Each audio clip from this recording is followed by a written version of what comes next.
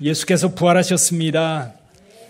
우리 옆에 분들에게도 인사를 좀 나눠볼까요? 예수 부활하셨습니다. 예수 부활하셨습니다. 예수 부활하셨습니다.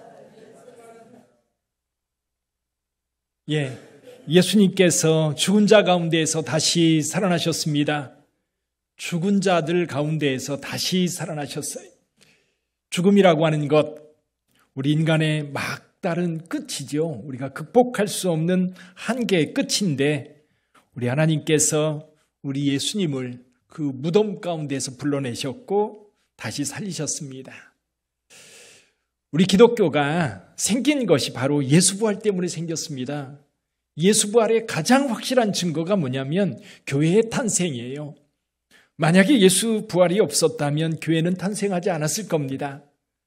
또 한 가지, 예수께서 부활하셨기 때문에요. 유대인들 가운데 유대인들은 안식일을 지키는 것을 목숨처럼 여겼어요. 그런데 유대인들 가운데 예수를 믿는 자들은 안식일을 지키지 않고요. 안식 후 첫날 부활절을 지켰어요. 안식일은 토요일입니다.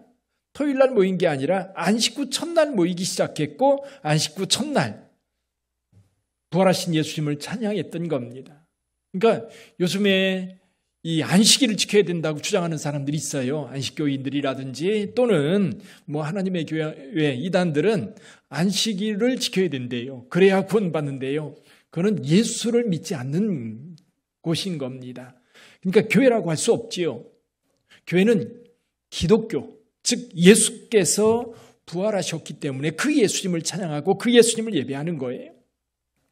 그러니까 여러분, 예수님께서 무덤 가운데 있을 때에는 예배를 받으실 수가 없어요. 예수께서 부활하신 이후에 삼위일체 하나님께서 온전히 예배를 받으실 수 있는 겁니다. 그러니까 무덤 가운데 있는 예수님을 찬양할 수 없어요. 그래서 부활하신 예수님을 찬양하기 시작했고 그게 언제예요? 주일입니다. 안식 후 첫날. 안식 후 첫날. 그래서 매 주일은 작은 부활절, 오늘은 큰 부활절. 할렐루야. 오늘 큰 부활절인 줄 믿습니다. 예수께서 부활하셨어요. 여러분, 죽음을 이기시고 부활하셨다고 하는 이 사실이 오늘 저와 여러분들에게 얼마나 힘이 되고 능력이 되고 권세가 되는지 몰라요. 그래서 오늘 한 사람을 소개하려고 합니다. 막달라 마리아입니다. 오늘 본문의 말씀의 주인공이지요. 이 막달라 마리아 한번 잠깐 살펴볼까요? 이 막달라라고 하는 말은 동네 이름이에요. 동네 이름. 성경에 보면 사람들의 이름을 부를 때 그때는 성이 없었어요. 장, 주섭. 장은 성이고 주섭은 보통 이제 우리가 부르는 이름입니다. 그런데 이런 성씨가 생긴 것이 사실은 한참 후대에 생깁니다. 근데 이때 당시에는 주섭이라고 하는 이름이 많았어요. 근데 무슨 주섭인 줄 알 수가 있어야지요. 그러니까 두 가지로 부르는 겁니다. 홍성 출신 주섭이. 또 한 가지는 아버지 이름을 대는 거예요. 석환 씨의 아들 주섭이. 그래서 성경에서 보면 여러분 누구의 아들 이렇게 되는 경우가 있어요. 요한의 아들 시몬아. 요한의 아들 시몬. 근데 또 한 가지는 아버지의 이름, 동네 이름을 붙이는 경우가 있어요. 구레네 시몬 또는 아리마대 요셉, 가룟 유다. 동네 이름이에요. 예수님도 동네 이름을 붙여서 불렀지요. 요셉의 아들 예수라고도 하지만 우리에게 더 익숙한 말이 뭐예요? 나사렛 예수. 나사렛 예수. 근데 여기 마리아가 많았어요. 예수님의 모친도 마리아였어요. 근데 여기 등장하는 사람도 마리아예요. 나사렛 마리아. 여기에 나오는 마리아는 막달라 마리아. 이 막달라가 어디 있느냐면요. 타브가라고 하는 곳이 있어요. 거기에 베드로 숙건교회가 있고 오병이어 교회가 있습니다. 거기에서 조금 더 이제 서남쪽으로 내려오면 마을이 하나가 있는데 거기에서 배를 탈 수 있어요. 긴네롯이라고도 하고 게네사렛이라고 하는 동네가 있습니다. 거기서 조금 더 내려오면 거기 폐허가 되어 있었는데 얼마 전부터 개발하기 시작을 했어요. 발굴을 하면서 교회터를 발굴했고 그리고 거기에 마을이 있다는 것을 확인했습니다. 거기가 바로 막달라였어요. 막달라. 뭔가를 막 달라고 때를 써서 막 달라가 아니라 동네 이름이 막 달란 거예요. 그렇죠? 동네 이름이 막달라입니다. 막달라 마리아. 근데 이 막달라 마리아에게 굉장히 중요한 병이 하나 있었어요. 그 병이 뭐였어요? 7 귀신에 들렸던 겁니다. 7 귀신. 누가복음 8장 1절부터 3절까지 보면 이런 이야기가 나와요. 그 후에 예수께서 각 성과 마을에 두루다니시며 하나님의 나라를 선포하시며 그 복음을 전하실새 12 제자가 함께하였고 또한 악귀를 쫓아내심과 병 고침을 받은 어떤 여자들 곧 7 귀신이 나간 자 막달라인이라 하는 마리아와 막달라 마리아예요. 이게 막달라 마리아는 어떤 사람이었어요? 7 귀신에 들렸던 사람입니다. 성경에 보면 귀신 들렸던 사람들 이야기가 많이 나와요. 본인이 귀신 들린 경우도 있었지만 또 어떤 경우는 아들이 귀신 들려서 자꾸 귀신이 불에도 넘어지게 하고 물에도 넘어지게 해서 목숨이 위태로웠던 적이 한두 번이 아닌 거예요. 몸에는 온갖 상처투성이었을 거예요. 어떻게 하면 이 귀신을 쫓아내고 이 아이를 건강하게 만들까? 아버지가 너무너무 노심초사하면서 찾아다녔다가 예수님께로 왔던 일이 있었어요. 또 수로보니에게 여인 같은 경우는 딸이 귀신 들려서 너무너무 힘들었어요. 그래서 예수님에게 고쳐달라고 왔던 겁니다. 근데 귀신 하나 들려도요 이렇게 힘들어요. 저도 간증을 가끔 듣다 보면 귀신 들린 사람들의 이야기가 나와요. 이 귀신이 들어오면요, 이 귀신에게 귀신을 받아들여야 된대요. 받아들이고 무당이 돼야 된대요. 그래야 그 귀신이 살게 내버려 둔대요. 그러니까 몸이 아프고 일이 안 되고 굉장한 고통 가운데 살아가는 사람들, 그러다가 무당을 내림굿을 하고 그리고 그 귀신을 받아들이면 이제 무당이 되는 거예요. 귀신의 종이 되는 거지요. 그래야 좀 살만해진다고 해요. 근데 여러분, 여기 막달라 마리아는요, 귀신이 몇 마리나 들어와 있어요? 7 귀신이 들어와 있는 거예요. 물론 성경에 보면 이보다 더한 사람이 있었지요. 군대 귀신 들렸던 사람, 거라사에 군대 귀신 들렸던 사람 같은 경우는 군대 귀신 2,000마리가 들어와 있었어요. 그러니까 통제가 안 되는 거예요. 쇠사슬로 묶어놔도 이거 다 끊어버리는 거예요. 옷 다 벗어버리고 무덤 가운데 살면서 소리 지르면서 자기 몸을 돌로 해야 하는 그런 삶. 근데 여기요, 7 귀신 들린 막달라 같은 경우도 못지 않았어요. 얼마나 힘들었을까요? 귀신의 지배 가운데 있으니까 자유가 없어요. 자기 마음대로 움직일 수도 없어요. 귀신의 통제 가운데 살아가는데, 귀신은 여러분 우리를 편하게 만드는 게 아니에요. 우리를 고통과 괴로움과 아픔 가운데 몰아넣고 계속해서 괴롭히거든요. 그런 괴로움 속에 쌓여있던 이 여인, 예수를 만나고 나서 이 귀신들이 다 도망갔던 거예요. 할렐루야. 고침받은 줄 믿습니다. 고침받았을 때 이 여인 어떻게 달라졌어요? 완벽하게 달라졌어요. 이게 거듭났다고 해요. 저 이걸 거듭났다고 말하지요. 여러분들 가운데에도 아마 예수 믿기 전과 믿은 후가 완벽하게 달라진, 그래서 전혀 다르다고 하는 것을 분명하게 간증할 수 있는 사람들이 많을 거예요. 예수를 나의 구주로, 나의 그리스도로 영접할 때 내 인생이 달라지는 거예요. 이 여인 같은 경우는 예수께서 이 여인을 만났을 때 그 안에 도사리고 있었던 이 악한 귀신들을 다 내어 쫓았을 때 이 사람은 새 사람이 되었어요. 또 대부분의 사람들 죄가 있어요. 죄에 억눌려 살아갑니다. 그리고 무엇인가 욕심에 사로잡혀 살아갑니다. 세상 끝에 홀린 것처럼 거기에 붙잡혀 살아가는 사람들이 얼마나 많습니까? 여러분, 오늘날은요 귀신 따로 없어요. 쾌락에 물들어 살아가고요. 또 술에 쪄들어 살아가는 사람들은 또 얼마나 많아요. 요즘에 음주운전으로 인하여 사고치는 경우, 요즘에는 또 음주운전을 지나쳐서요 마약을 하고 운전하다가 사고치는 경우가 너무 많은 거예요. 이게 사로잡혀서 그래요. 중독되었어. 그러면요 제정신으로 살아갈 수가 없는 겁니다. 그 끝은 언제나 멸망이에요. 죽음이에요. 자기만 죽으면 또 괜찮아요. 꼭 다른 사람 죽이잖아요. 이게 사로잡힌 자들의 특징인 거예요. 근데 이 여인은 7 귀신에게 사로잡혔으니 얼마나 힘들었겠어요. 근데 예수께서 고쳐주셨어요. 귀신 쫓아내주셨어요. 그래서 이 여인은 너무너무 기뻐서 그 다음부터는 예수님 따라다니면서 예수님 섬기는 일에 온전히 몰두했던 겁니다. 누가복음에 보면 7장에 아까 8장 1절부터 3절까지 읽어드렸는데요. 7장에 보면 예수께서 바리새인이라고 하는 사람에게 초대를 받아서 그 집에서 잔치를 하고 있는데 거기에 참여하셨었어요. 근데 한 여인이 울면서 들어오는 거예요. 그리고 향유를 가지고 와서 깨뜨려서 예수님의 발에 붓고 자기의 머리털로 예수님의 발을 씻습니다. 그때 바리새인은 이렇게 생각하는 겁니다. 예수님 만약 선지자라고 한다면 저 여인이 어떤 여인인지 알 것이다. 그런데 예수님은 그 여인의 죄가 많았었는데 그 죄가 용서되어서 저렇게 사랑으로 섬긴다고 말씀해 주십니다. 이렇게 말씀합니다. 저가 많은 죄가 사여졌도다. 이는 저의 사랑함이 많음이라. 사함을 받은 일이 적은 자는 적게 사랑하느니라.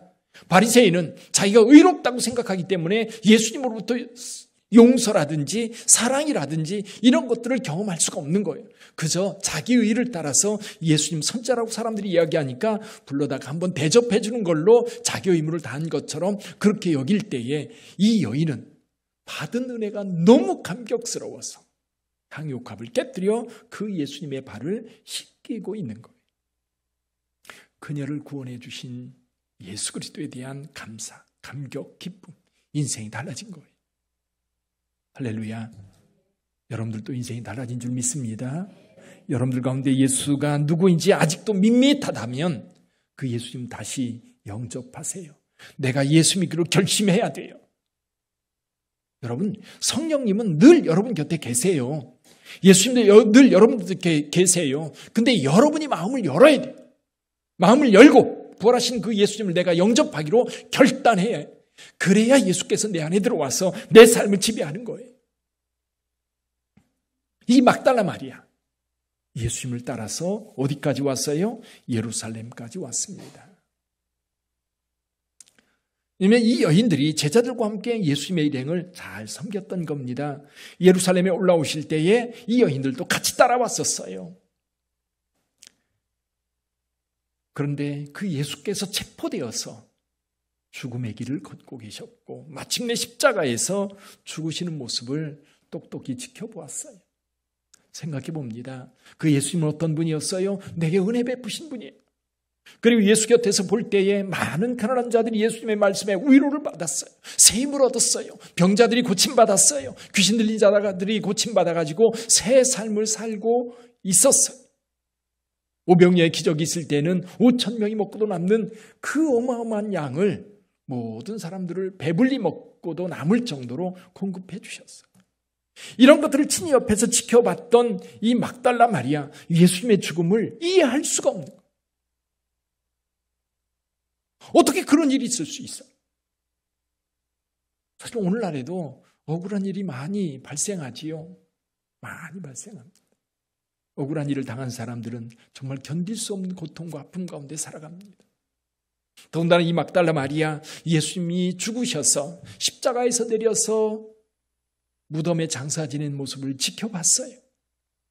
얼마나 슬프고 얼마나 고통스러웠을까요? 이 여인에게는 오직 예수밖에 없었어요.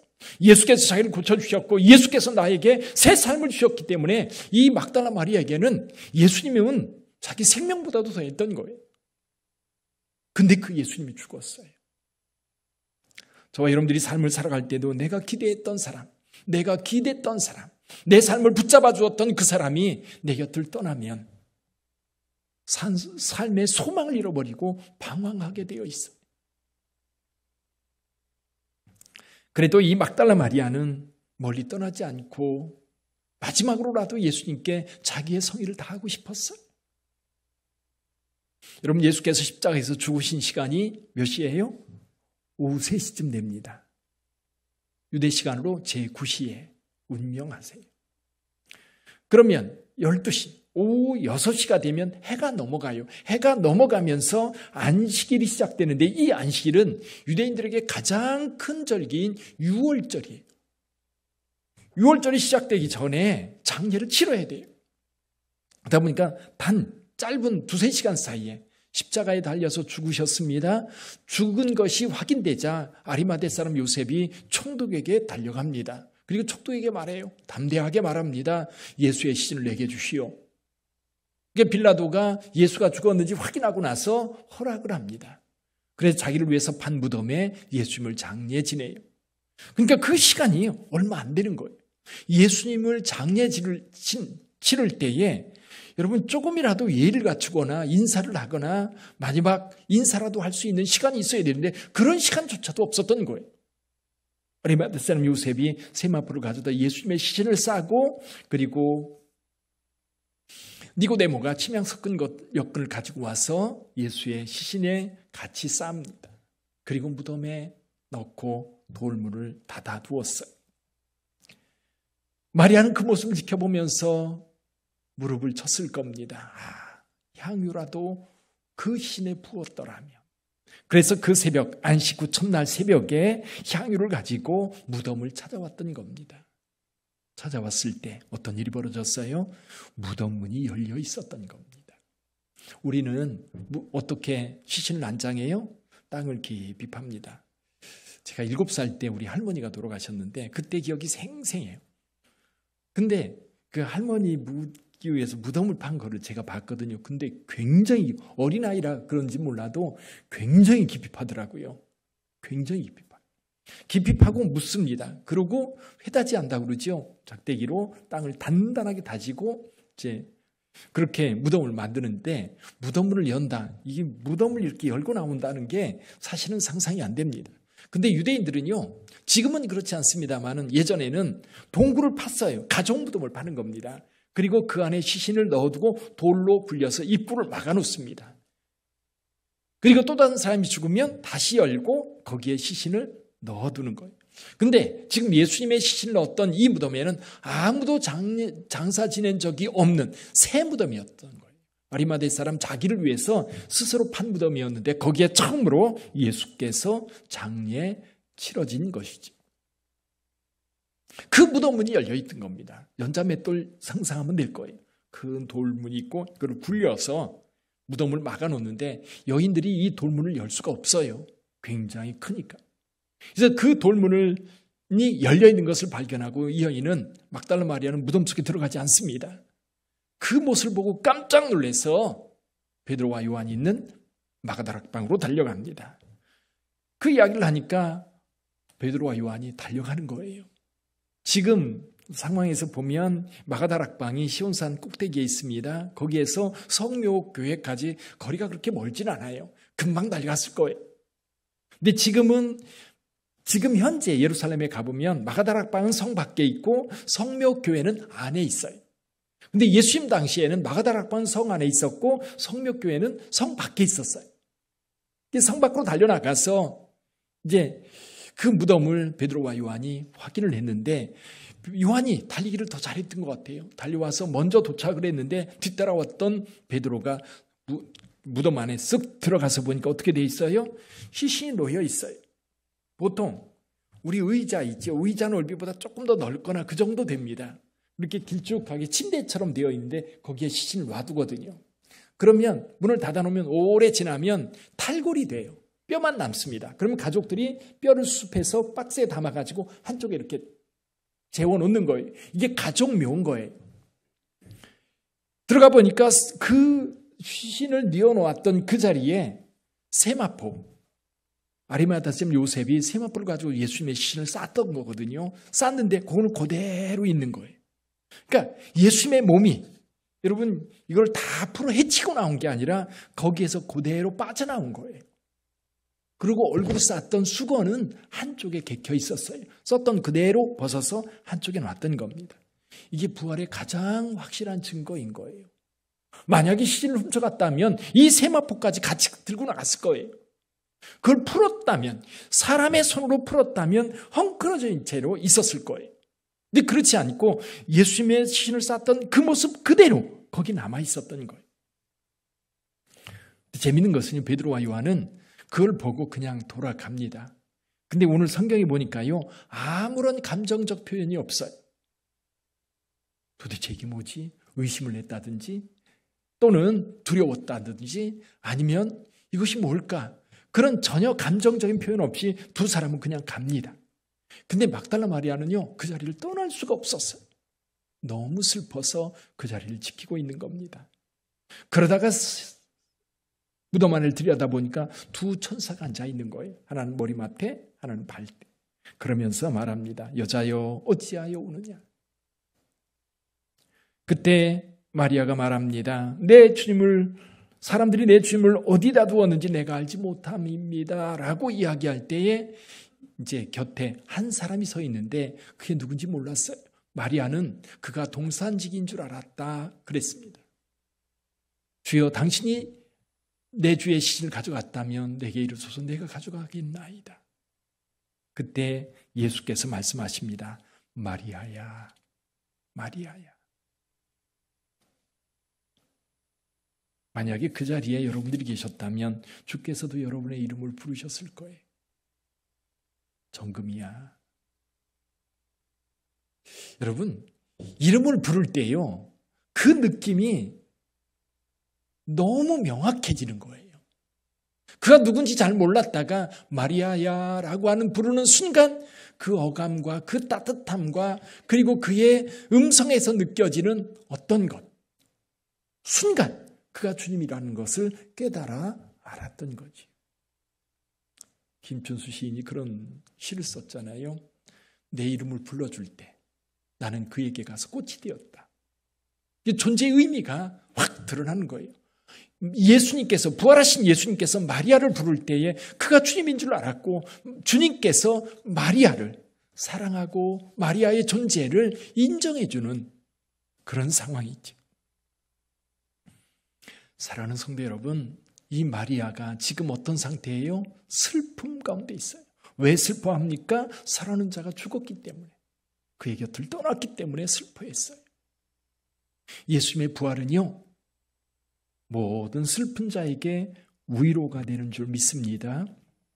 죽음이라는 게 뭐예요? 우리가 극복할 수 없는 우리의 한계잖아요. 우리가 넘어설 수 없는 한계잖아요. 세상의 그 어떤 것도 우리가 어떻게든 만들어 나갈 수 있을지 모르지만 죽음만큼은 우리가 막을 수가 없어요. 인간의 한계의 끝이 넘어갈 수가 없어요. 그런데 예수께서 그 죽음을 이기시고 부활하셨다. 그 죽음을 이기시고 승리하셨다. 살아나셨다면 저와 여러분들도 이제 다시 살아나게 될 거예요. 부활의 소망은 우리를 슬픔에 가둬두지 않습니다. 부활의 소망은 우리의 슬픔을 넘어서게 해요. 넘어서게. 그래서 천국은요, 슬픔이 없는 곳, 눈물이 없는 곳이라고 요한계시록에서 말씀하고 있어요. 다시는 눈물이 없는 곳, 다시는 슬픔이 없는 곳. 사랑하는 성도 여러분, 예수님의 부활은 슬픈 자의 위로가 되시는 줄 믿습니다. 여러분은 어떤 슬픔이 있으세요? 사랑하는 이가 곁을 떠났고 헤어져야만 하고, 또 어떤 경우는 버림받은 그런 느낌이 들 때도 있을 거예요. 왜 나만 홀로 남았을까? 그렇게 생각할 때도 있을 거예요. 그런데 주님은 우리 곁에 계세요. 죽음을 이기시고 부활하셔서 여러분 곁에 계신 줄 믿습니다. 예수 부활은 슬픈 자의 위로가 된다. 또 하나는요, 지금 두려움에 떨고 있는 제자들, 밖에 나오지도 못하고 방 안에 갇혀서 꼼짝 않고 있는 제자들 생각해 봐요.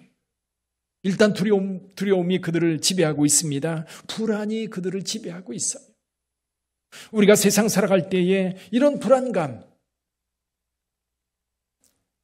이런 것들이 우리를 두렵게 만들고요, 우리를 힘들게 만들어요. 자, 보세요. 저와 여러분들에게는 한계가 너무 많아요.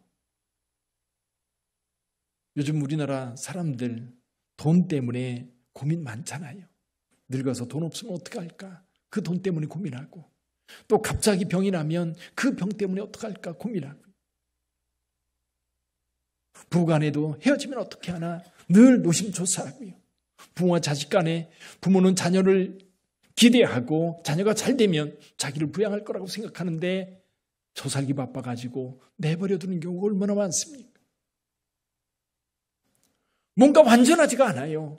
그러니까 늘 불안해요. 늘 두려워요. 여기 있는 제자들 마찬가지예요. 금방이라도 로마 군인병들이 쫓아 들어와가지고 체포해 갈 것 같은 그런 두려움 속에 살고 있어요. 예수께서 죽으시고 그리고 나서 그들은 도대체 어떻게 살아야 될까? 걱정, 근심이 그들을 뒤덮고 있었을 거예요. 근데 예수께서 부활하셨어요. 다시 살아나셨어요. 예수님의 부활은 여러분 모든 두려움을 다 해소시킵니다. 여러분 지금 살아가면서 여러분들의 마음의 두려움과 공포가 무엇입니까? 힘든 것이 뭡니까? 예수께서 죽음을 이기셨다면 이제 그 예수님과 함께 한다면 걱정할 게 없는 거예요.